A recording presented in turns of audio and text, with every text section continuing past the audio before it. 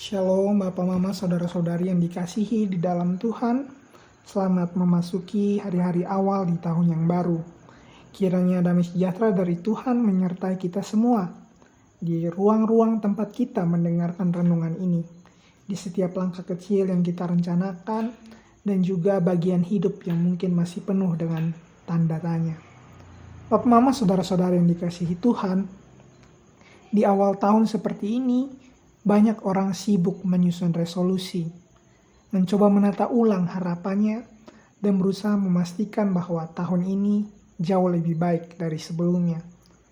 Namun firman Tuhan yang akan kita renungkan hari ini mengajak kita memulai tahun bukan dari kekuatan niat kita, melainkan dari janji penyertaan Allah. Firman yang akan menuntun kita terambil dari Kejadian pasal 28 ayat 15. Namun sebelum kita membaca dan merenungkan firman Tuhan, mari kita menundukkan hati di hadapannya.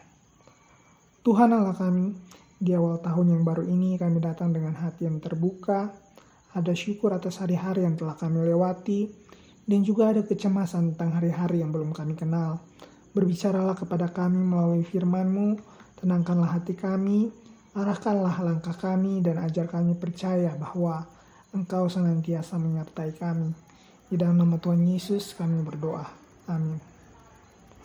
Firman Tuhan terambil dari Kejadian pasal 28 ayat 15 yang bersabda demikian. Sesungguhnya aku menyertai engkau dan akan melindungi engkau kemanapun engkau pergi, dan akan membawa engkau kembali ke negeri ini, sebab aku tidak akan meninggalkan engkau, melainkan tetap melakukan apa yang kujanjikan kepadamu.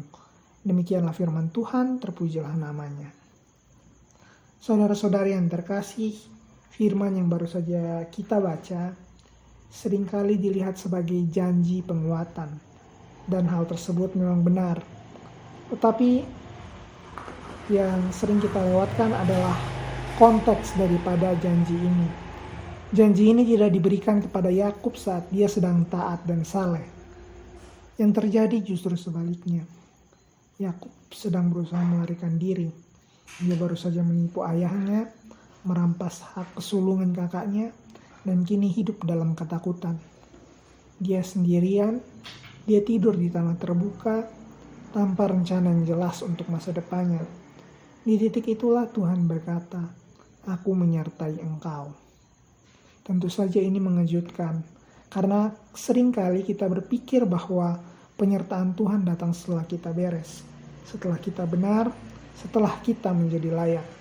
Tetapi firman ini menunjukkan bahwa penyertaan Tuhan justru datang di tengah kekacauan hidup kita manusia. Awal tahun sering membuat kita merasa seperti Yakub. Kita membawa sisa-sisa kegagalan tahun lalu, keputusan yang belum tentu tepat, relasi yang belum pulih, dan arah hidup yang belum sepenuhnya jelas. Namun Tuhan tidak berkata berbenahlah dulu baru aku menyertai engkau. Dia berkata, aku menyertai engkau kemanapun engkau pergi. Lebih jauh Tuhan tidak hanya berjanji menyertai, tetapi juga melindungi dan menuntaskan. Aku tidak akan meninggalkan engkau, firman-Nya, melainkan tetap melakukan apa yang kujanjikan. Artinya kesetiaan Tuhan tidak bergantung pada konsistensi Yakub atau konsistensi pada diri kita, tetapi karena Tuhan setia pada janjinya sendiri. Ini memberi kita cara pandang baru tentang tahun yang baru. Tahun ini, tahun 2026 bukan terutama tentang seberapa kuat kita bisa bertahan, melainkan tentang seberapa setia Tuhan berjalan bersama kita. Mungkin kita belum tahu kemana langkah ini akan membawa kita, namun kita tahu siapa yang berjalan bersama kita, dan itu cukup. Mari kita berdoa. Tuhan yang setia, terima kasih karena Engkau tidak meninggalkan kami. Biarkan ketika hidup kami, bahkan ketika hidup kami belum rapi dan belum sempurna. Di awal tahun ini kami menyerahkan langkah-langkah kami kepadamu. Ajari kami melangkah dengan iman bukan dengan ketakutan. Dan percaya bahwa penyertaan-Mu nyata setiap hari.